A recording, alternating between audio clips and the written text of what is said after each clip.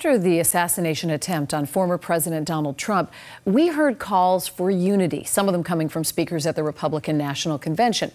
But not all the RNC speakers are singing the same tune.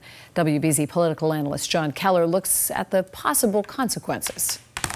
I think the unity that President Trump was calling for was within America.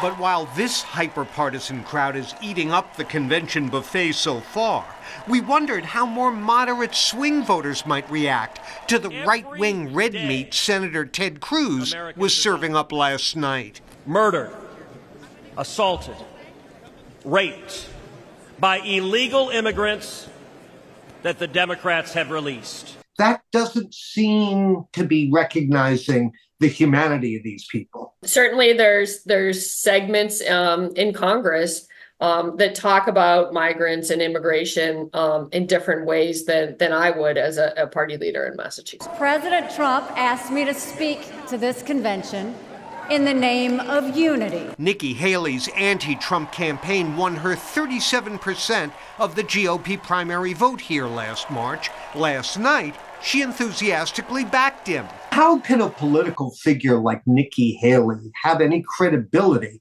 when they spend months and millions of dollars pronouncing Trump unfit and then endorse him? A decision like that is made within the context of the choices available. And while hardcore conservatives loved the addition of Senator J.D. Vance to the ticket, he is a booster of Project 2025, the blueprint for a second term drawn up by Trump allies that Democrats have jumped on as frighteningly extreme, prompting Trump to aggressively distance himself from it. Do you find what's in Project 2025 to be extreme? There's certainly some aspects that I think would go beyond something that I personally would advocate. So, Lisa, in Massachusetts and other states where independents could go in and vote in the Republican primary, Nikki Haley won a majority of those voters, and she did well among suburban Republican women. Those are precisely the voters Trump and Vance need to lock down come the fall. Will the tone of the convention make that harder? You know, I think it will if that's what people continue to see.